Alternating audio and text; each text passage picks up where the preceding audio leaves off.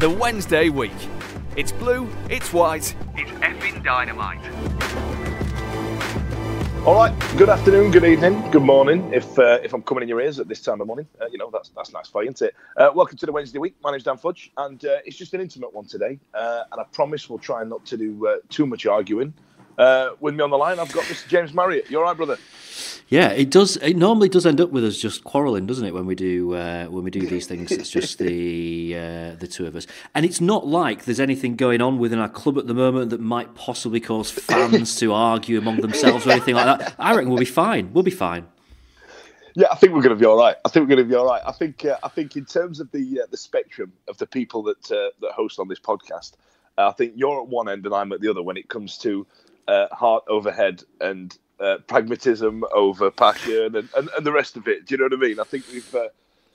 I think that's the title of the show there. Actually, pragmatism over passion. I won't be able to spell that, so I won't be able to use it. It will be interesting though over the course of the show to find out, how close we are now in terms of where we stand on things. Yeah, I've missed you, mate. If I'm honest. So let's dive right in. It's all right. So let's dive right in. Before we start, let's keep the sponsors happy. Don't forget, open on match days, brie and cranberry sandwiches, beer, outside area, Riverside Cafe. The place to go, right, James? Absolutely. I feel like the brie and cranberry sandwiches get more airtime now than actually Sheffield Wednesday's football do. It gets at least 2 mentions every episode. Listen, who doesn't like a brie and cranberry sandwich? I've been living in the South now for 12 years. Sure. It's a staple diet. Especially this time of year. Yeah, definitely. All right, so we've got a couple of games to cover, and I'll not lie, it's not pretty. The first one is the Bolton Wanderers game. Now, a rare trip to Hillsborough for me. As you know, I'm based miles away, so it's I'm an away day supporter, which to be fair is not too bad because I don't have to endure a silent Hillsborough. It's been a number of years since I've had since I used to have my season ticket. I had it for 12 years and I loved every second of going. But obviously that was back in the Premier League years, and I used to see that full away end and these electric atmospheres and stuff like that. But the times I've made that 4-hour journey up north is I've watched it dwindle over the years. And over the tannoy announcement, over the public address system, sorry, that's a brand name, we had a mention that there was 20,000 people at Hillsborough. Well, there wasn't. I think they counted the season ticket holders with gusto, if I'm honest. So, did you see much of the game, James? Have you seen much of it? I saw all of it. I was there. You're right about the attendance. You're also right about the atmosphere, by the way. I mean, obviously I've been to most games this season, home and away, and that was notable in terms of just how just completely dead the whole place was. I think the fact that it had thrown it down probably didn't help matters. I think everyone just felt it was kind of a case of, right, we've got to go and we've just got to get through this. The football will come on to that. That definitely didn't help matters. But the strange thing was, like, even when we scored, before the ball was back at the centre circle to kick off, everything had gone quiet again. It was just weird. It was a very, very strange experience. And football-wise, I'll tell you what, 2 things here. One, to say that was your first game of the season, well done, because we won. Secondly, commiserations, because I don't think you'll see many games of football this season that are going to be any worse than that was. And it felt like it wasn't a matter of who wants to win this most. It was a matter of who least wants to lose it. It was just everything about the game was, it was dour, wasn't it? That's the only way to describe it, really. It was absolutely dreadful. I get excited when I go to Hillsborough. It takes me back, and like I say, it's a long way for me to go. And it was the first home game of the season, and I was a bit like, yeah, this is going to be great. But I tell you what, it wasn't all dread games. So I got there fairly late actually, because the traffic was absolutely dreadful because people can't be able to drive when it's raining, and and I got a pint. Now, this is the first foray since 2005 I've ever ventured into the North Stand. So, because I didn't want to get caught in that crosswind, I see. I just hat round. Thought, sit in the North Stand because I've got my back to the wind. And I got myself a pint just before we started, and it was beautiful. I've been in the South now, and I've just got this acceptance of substandard beer. But for some reason, this crap lager that I'd bought, what is it they serve there? Is it Foster's, Heineken, or something like that? Amstel. It was absolutely glorious. It was cold. It was fizzy. I thought, God, I haven't had a pint like that in years. And my stepdad that I was with got himself a bitter, and that was John Smith's. I'm not had a taste of that in years, but really good. However, that was the highlight of the day. That was the that was the end of where it all went well, because we had one shot on target. We tried to play this. I get, James, you're like me. I like good football, and especially I like German football as well. And keeping the ball and possession numbers, and the shots are going to be few and far between in that type of way of playing football. But for me, it was just boring. I got that we wanted to keep the ball, but we just didn't do anything with it once we got it. Would you agree with that? Yeah, it's really hard to disagree with that. It was really poor football, really poorly played. We looked a little bit disinterested. It was all a bit sluggish.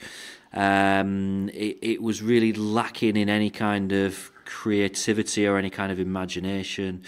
And I mean, I think I accepted probably long before a lot of other Wednesday fans did this season that this season was going to be about just getting through, right? Because this summer changes things for us. We've got a lot of high-earned players that are on contracts until the end of this season. So come this summer, there's actual reshaping that we can do. Now, even at the start of the season when we were winning games, I've said this a few times. I'm sorry to repeat myself. Even when we were winning games at the start of the season, I said a couple of times on the pod, we're winning games, but we're not being convincing. We are not a good side. Yeah. And the stats really backed that up. Anyone that's seen the Star and the bit that we did off the back of the Owls About Stat podcast, really, when you take everything into account, we should be bottom of the league, and that's a kind of very alarming and also quite pleasing statistic in terms of the fact that we're not bottom of the league, which shows that we're doing something right somewhere along the line to actually get more points than we should be doing. But games like Bolton at home are the kind of games that we just have to get 3 points from. If this season is just about survival, then games like Bolton at home, and we'll talk about it later, but Rotherham at home is another one where we've just got to get the 3 points, and it almost doesn't really matter how, because this is just this season now. What this season is about is quite well defined. I think that the kind of season that we're going to have is kind of set in stone now, and there's no way, we're not going to turn a corner and suddenly start playing beautiful stuff, and start, winning games 3-4, 5-0. That isn't going to happen. And anyone that's kind of clinging on to this hope that even if the manager goes, that suddenly we're going to start, turning in amazing performances, we're just not very good, and that means that we've got to get the points from somewhere. And since the international break, we've played 3 games, we've got 3 points. That's not particularly great, but if you keep averaging a point per game through the season, you probably just about survive. And so we've just got those games that are winnable, we've just got to win them. So, yeah, it was really, really poor, but we won the game. Yeah, I agree with you. I came away and I tried to be like yourself, James. I tried to come away feeling pragmatic and going, we've got the 3 points on the board. We whether you win 7-0 or you win 1-0, you still get the same amount of points. But it was frustrating to watch that we were the home side and we were setting up so defensively. And now, in terms of defence, that was one of the better games that our defence have played. I think we restricted them to about 4 or 5 long-range shots. I don't think there was any point where... I think there was literally one save that Dawson had to make. I mean, if you didn't see any of this game, guys, it really was the worst game of football you've ever seen.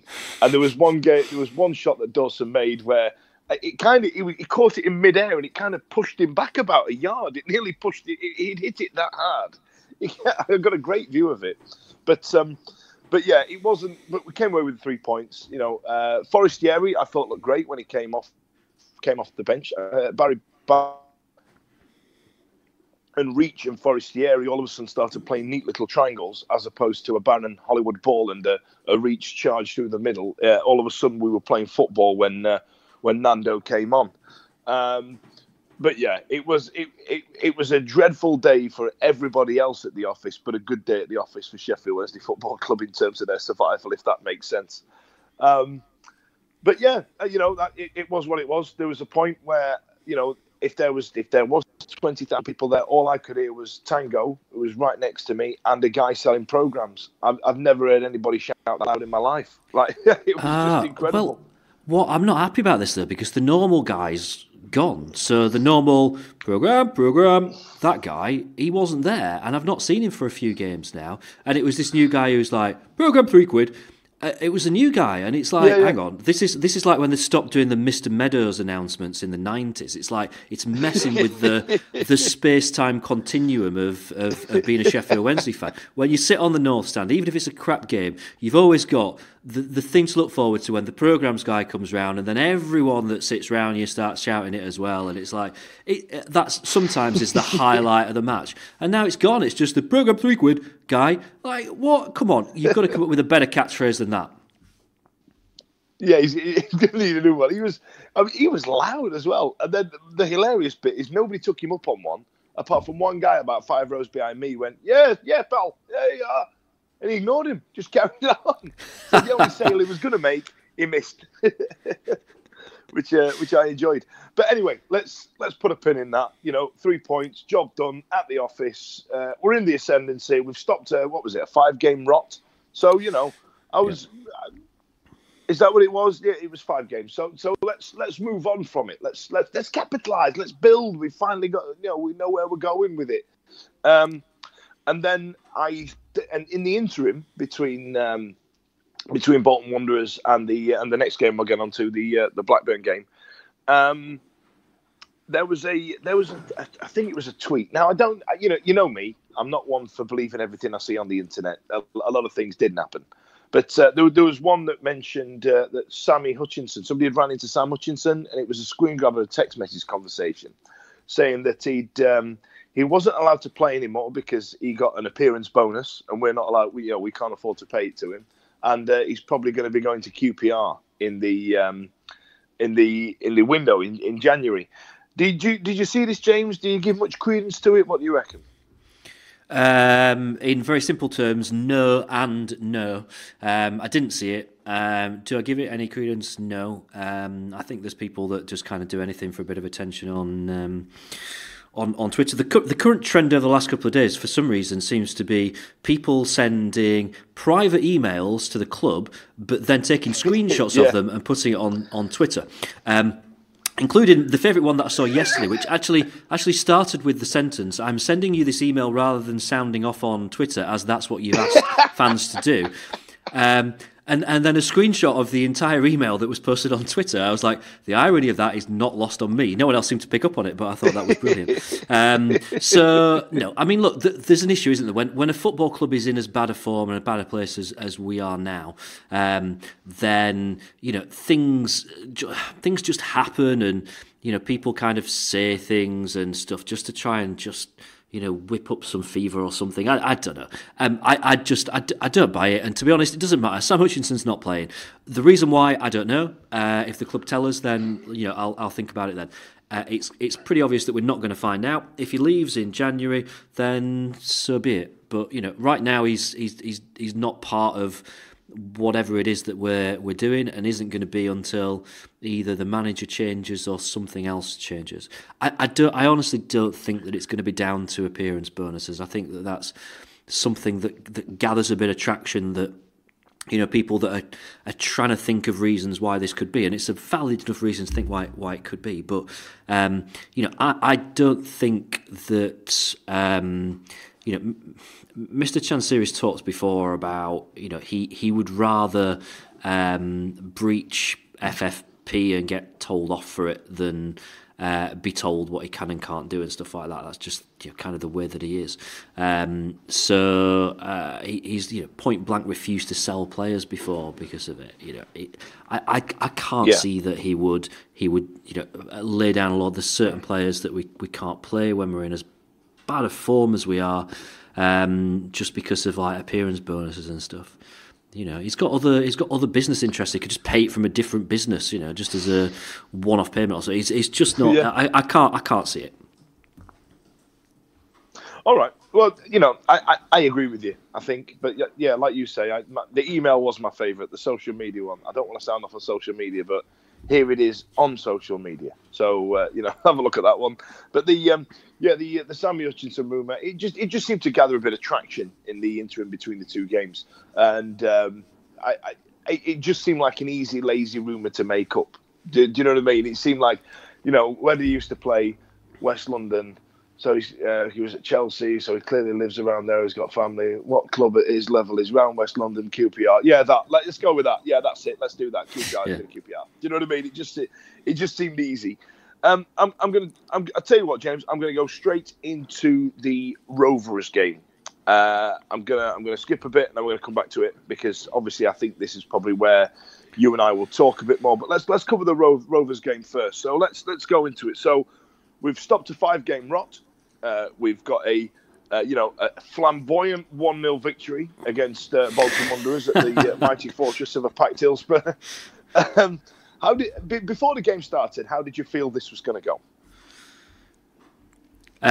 This is where I've just got to really just confess the fact that I was out of the country at the weekend, and it's happened before this where I've been in Germany when there's been a Wednesday match on, and I'll make sure that I'm back because the way that kick-off times tend to work, they tend to be like 12 o'clock over there, which means that the game's nicely finished in time for me to get back to my room to watch the Wednesday game on the internet at 3 o'clock.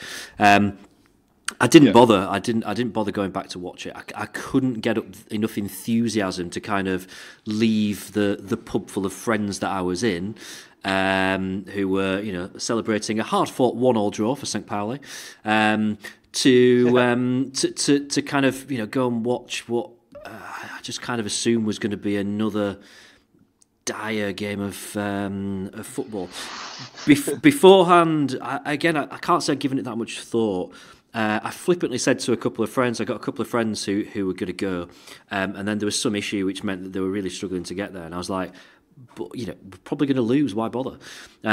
Which is so unlike me, it really is unlike me. And I had one mate that didn't go, one mate that did go in the end, and it kind of, I suppose, played out how we probably thought it was going to do.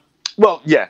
I mean, I'll not lie, there was just a slight degree of maybe we'll go there and get something from my end, because they just lost 2 on the bounce. They were absolutely sublime, Blackburn, for the first few weeks of the season. But somehow they seem to have gone off the boil the last 2 games. And we've just stopped a 5-game rot. Confidence is high, especially, like I say, how flamboyantly we beat Bolton Wanderers. So going into this, I had a degree of that we might get something, especially if we can defend against players like Bradley Dack, who is a wonderful, enigmatic midfielder. He's Barry Bannon 2-3 years ago. He's lively, he's quick, his technique, his feet, just absolutely incredible. The guy, that and he's got cheeks like a hamster. He's going to be one of those players that when he retires, all of a sudden just balloons out. You know what I mean? Like Alan Brazil. He just looks like him. But obviously, surely somebody must have identified him as a danger, because he has been their absolute poster boy for 2 years now. I went to go and watch Blackburn Rovers down at Portsmouth last season, and he was an absolute cut above. Just watching him live and watching his movement. There's strikers like Danny Graham, and I think the other ones, Armstrong, don't really have to do much because they've got Dak doing all the running. So you think, right? Well, we'll identify this guy as the issue. So he scored 1 and assisted the other 3, and And then Danny Graham got a hat-trick for the first time in a million years, which is just, Danny Graham's as old as I am.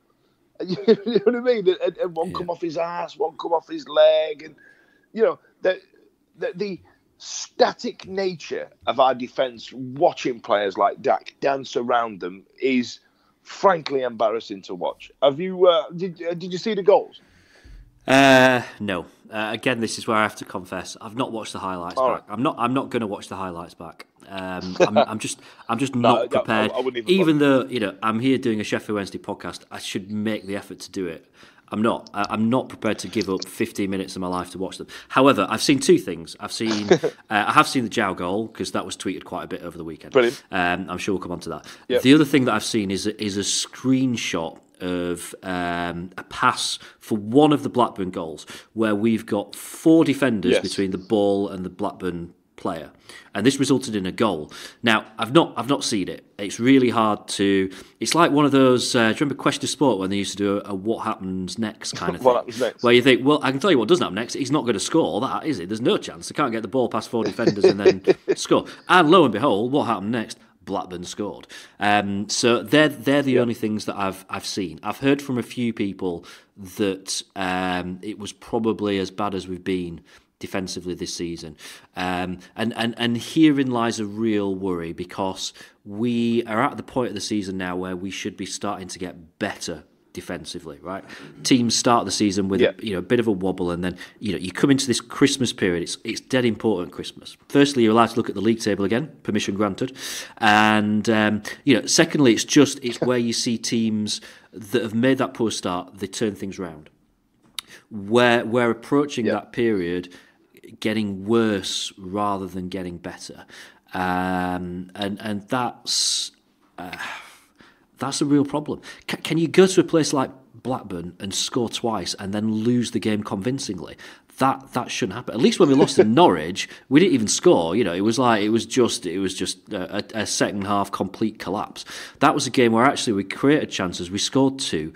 If you're going to go away from home, the position that we're in the table, and score 2, you've got to get something from that game. And twice, I was just following the score with score updates flashing up on my phone. So I was seeing the fact that we twice got ourselves back into the game at 2-1 and then at 3-2, and both times we conceded a goal almost instantly afterwards. That is. I think even when I was at school and we used to play our interform football tournament, that's the kind of thing that happened there. We'd be so excited about scoring that we not realise it's kicked off and they're down the other end and they're scoring and pulling it back. That just should not. These are professional footballers.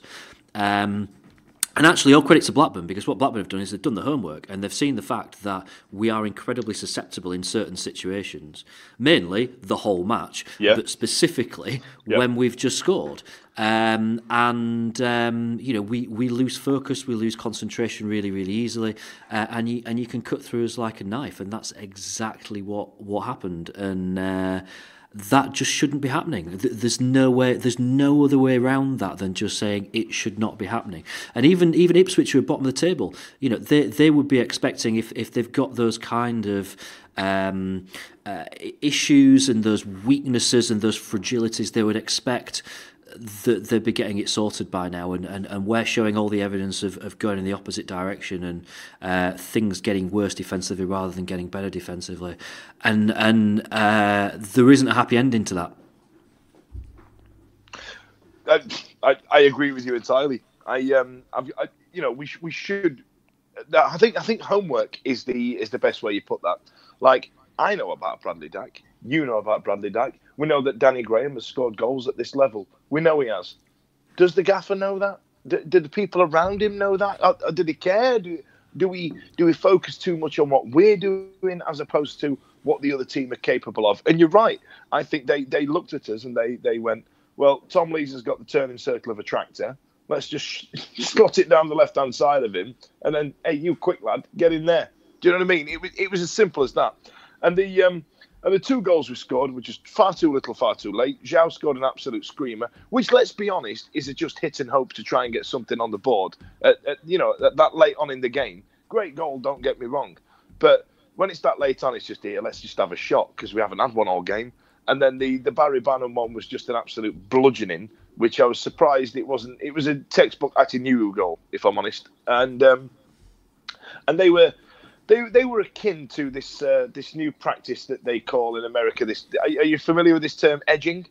Do you know what I mean? Just absolute teasing. Have a look at it on. I don't want to get too vulgar. Where's this conversation going? Right. Okay. Just Google it. That's what it seemed to me. But let's move on. So during the game, there were distinct chants shouting for the manager's head. That's how far we've got now. That's how disenchanted we are with the style of football, with the lack of communication from the club. There is a lot of chuntering about that, and ultimately the mustache is on borrowed time in terms of how the fans feel about him.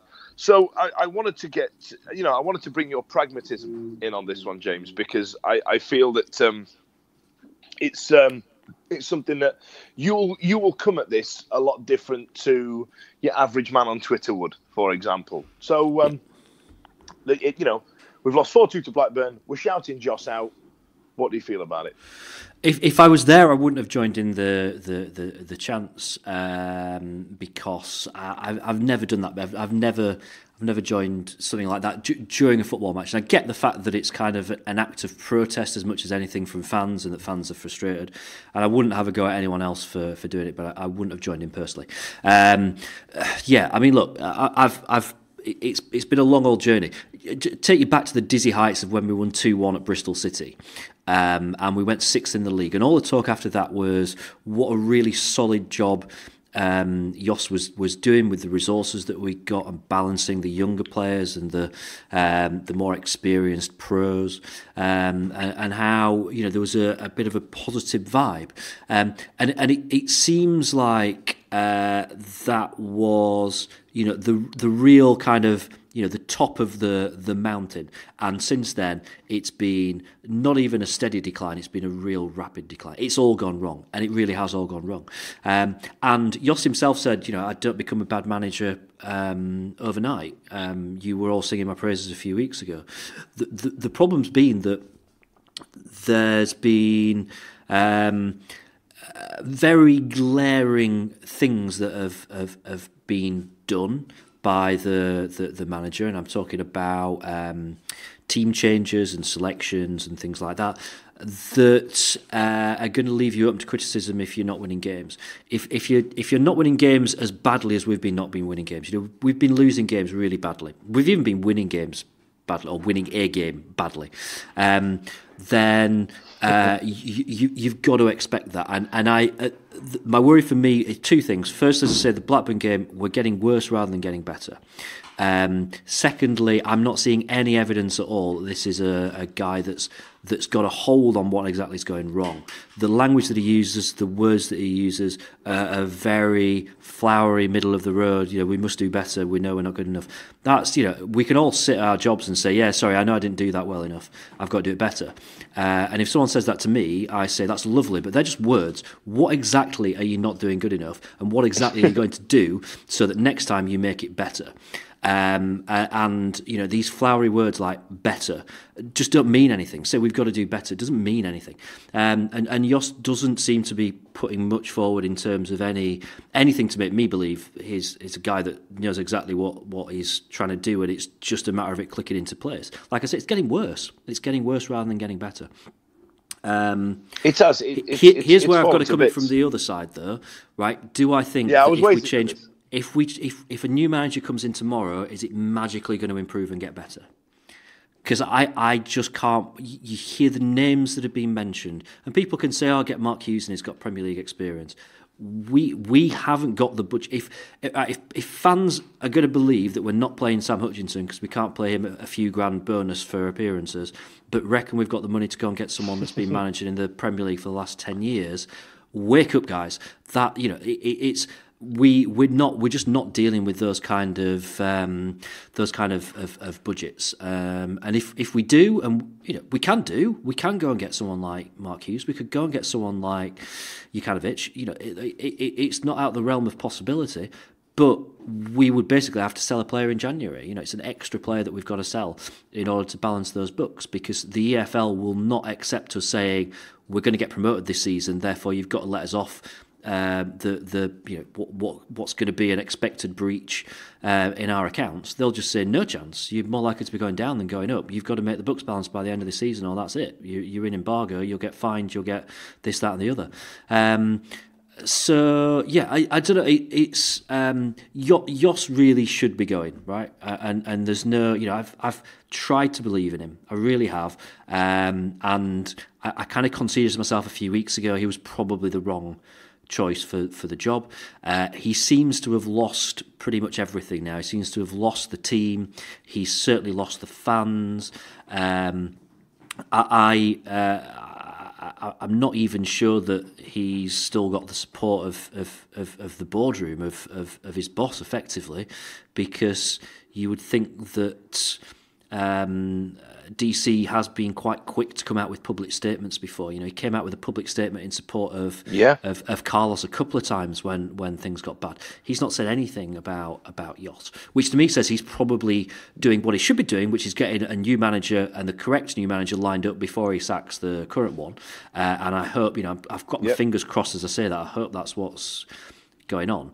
But it's difficult, isn't it? Because while ever we're in this situation, it's going to continue with this toxic feel around the place, and it's even when we're winning games like against Bolton, it still feels toxic. There's no way out of this thing at the moment, and I don't know what the answer is. No. We've got to change manager. There's no doubt about it. We've got to change manager. It doesn't fill me with excitement thinking, great, there'll be a new manager coming in, because I just can't see it being someone that's going to be exciting. I honestly, I would prefer us to go down to League One and get someone that's been doing, real good guns in League One. I would find that a bit more exciting than us getting someone that's just going round and round the managerial merry-go-round. That just doesn't excite me at all. Go on then, what do you think? I agree with you. I don't really disagree. I think that's interesting that you've said there. You're right. DC has been quick to defend the manager and he's called his fan forums as soon as things go wrong, just to give the perception that we get to give the chairman feedback. It's all very contrite, but we haven't even had the dreaded vote of confidence for the new gaffer, have we? Which I think personally does speak volumes. And even if Jos wins the next two, he wins a local derby against Rotherham, then wins the one after. I think we've gone that far now down into the quagmire. I don't think that will turn his reputation around. Do you know what I mean? I think they will just be perceived by the Wednesday fans as papering over the cracks. I agree with what you're saying about people like Jukanovic and Mark Hughes and these type of people. If we can't afford to keep Sammy Hutchinson on an appearance bonus, what makes you think we're getting a Premier League manager?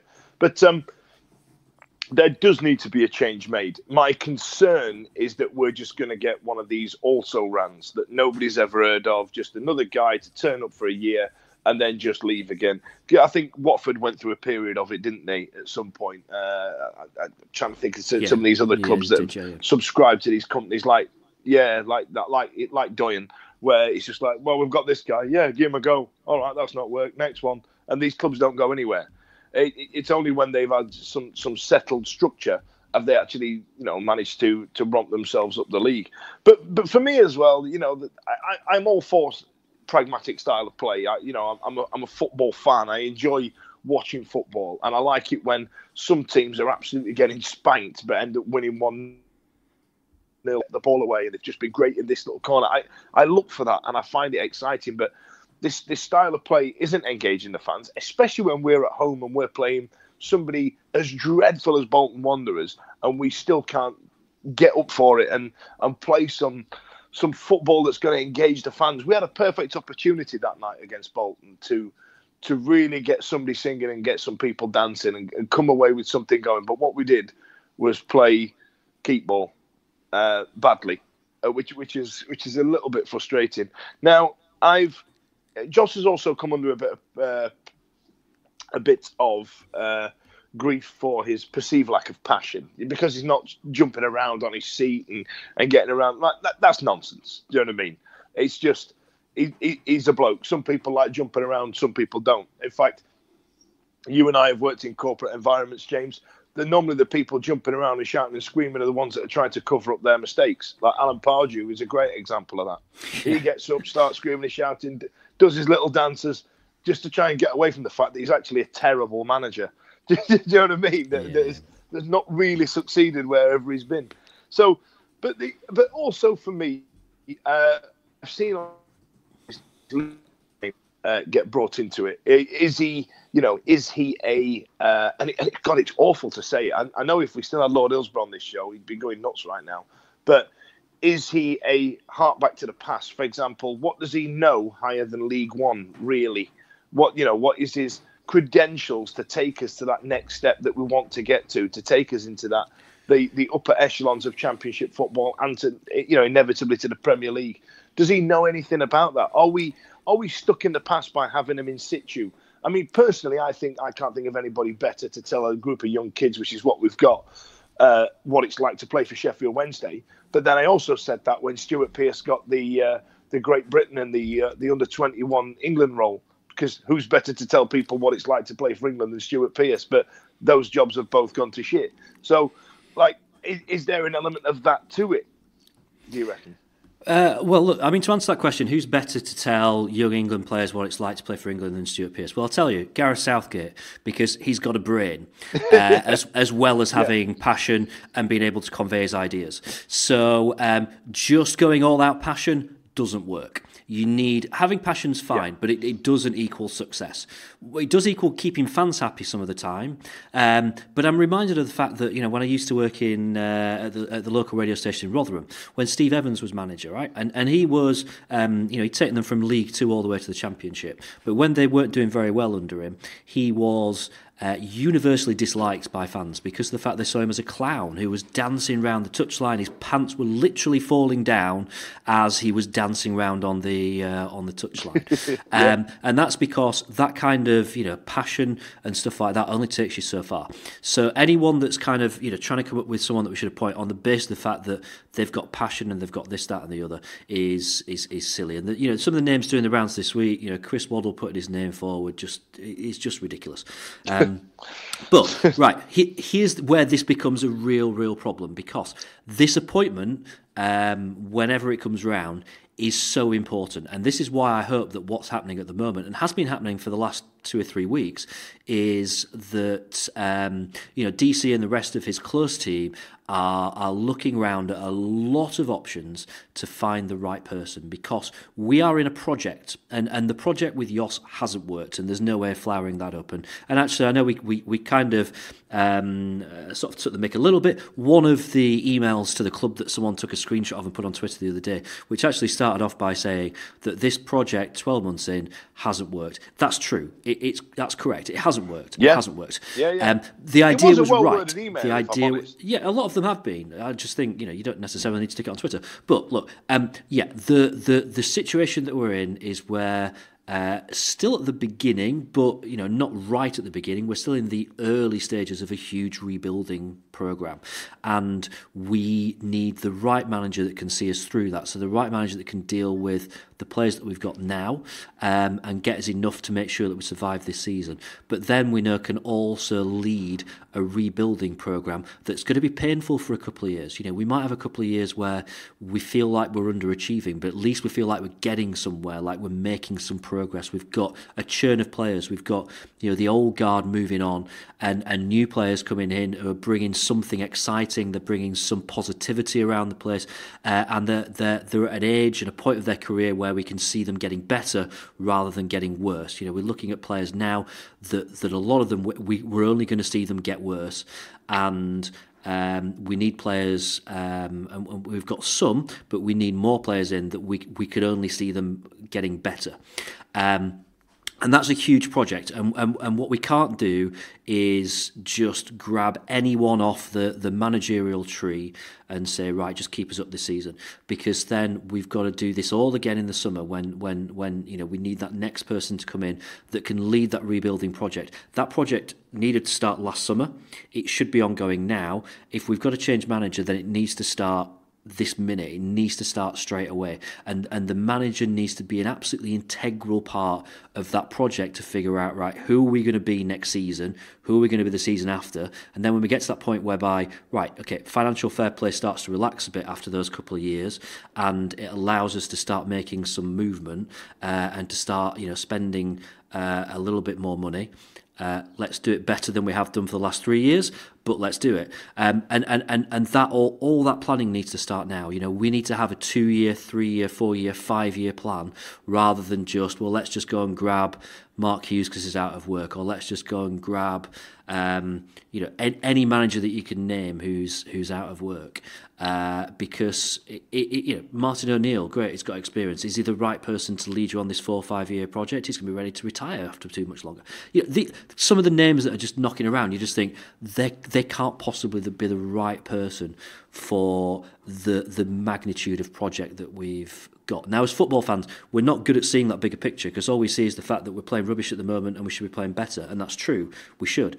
But what we've got to do as fans is we've just got to stop for a second and just think, hang on, there is something bigger at play, and there is a bigger project that we need to get right. Otherwise, the problems that we're seeing this season, we're just going to get coming around year after year after year. Good example that you mentioned, Fudge, about Watford, right? They were doing it year after year, changing manager because they were just getting it wrong.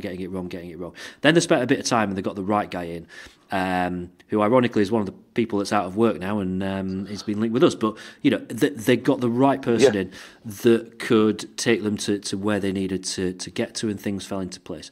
That's what we've got to do, and that's why it's so important. And if Chansiri is taking his time to get that right person, brill, I'm happy with that.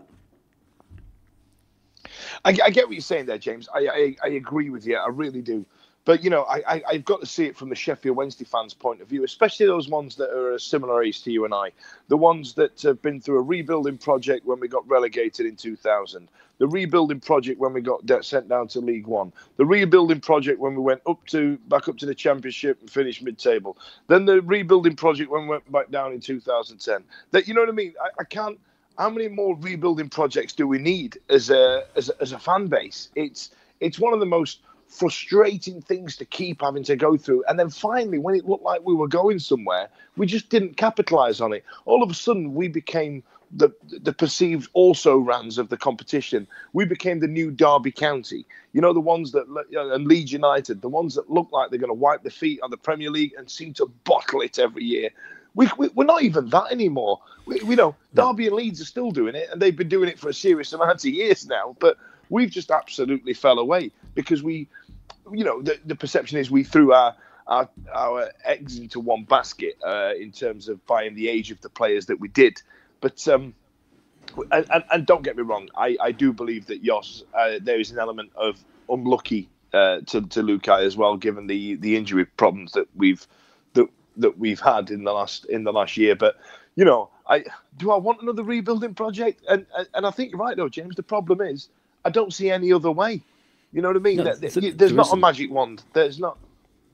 But it's a different project as well. You know, you've got to bear in mind that the rebuilding project, the Chansiri project, Mark 1, finished, right? It ended when we lost to Huddersfield because that group of players had hit the peak of what it was going to be able to achieve. It might even have actually been when we lost to Hull in the final. I don't know. We maybe overachieved the following season because we weren't playing as well, and you know, me and you had many a run in that season about the way that Wednesday played.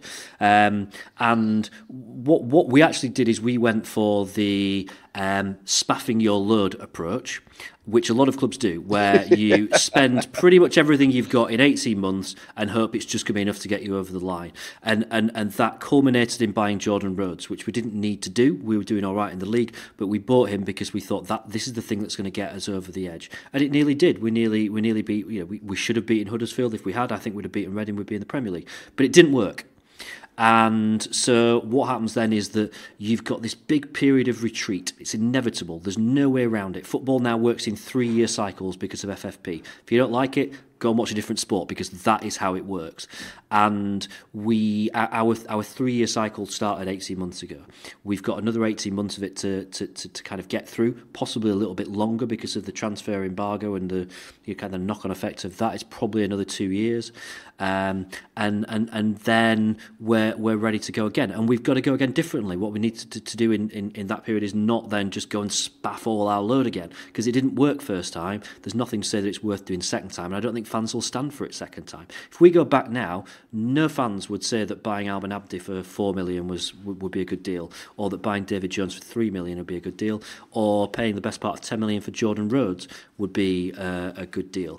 Even now, if those situations came round, because we've been there and done it, we'll say, no, hang on, let's buy cleverly now. Let's spend money intelligently, and that's going to be ultimately where we're going to be in 2 years' time. Absolutely spot on, James. I don't disagree with you in the slightest on that one, unfortunately, as it would sound.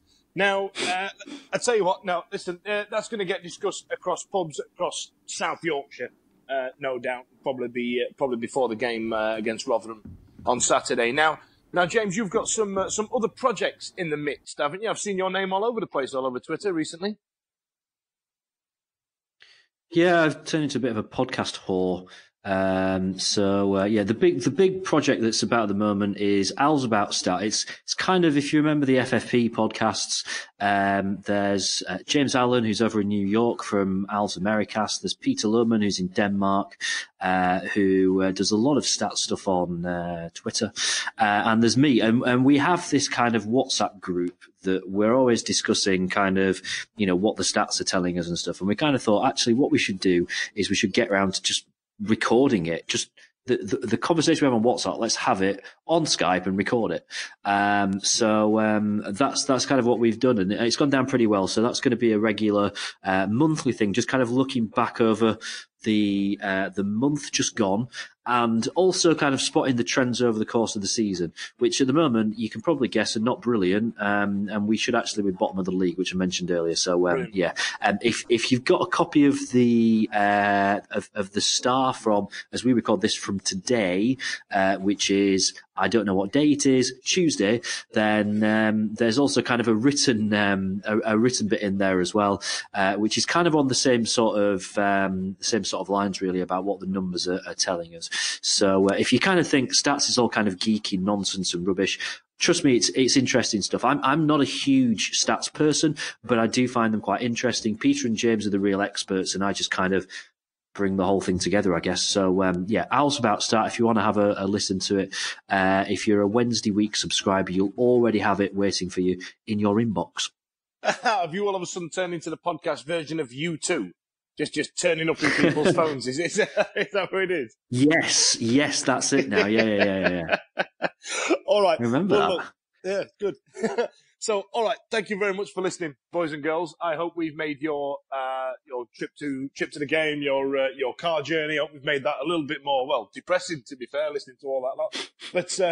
But James, if anybody wants to follow you, apart from finding out, opening the Star or opening their phone, where else can they get hold of you?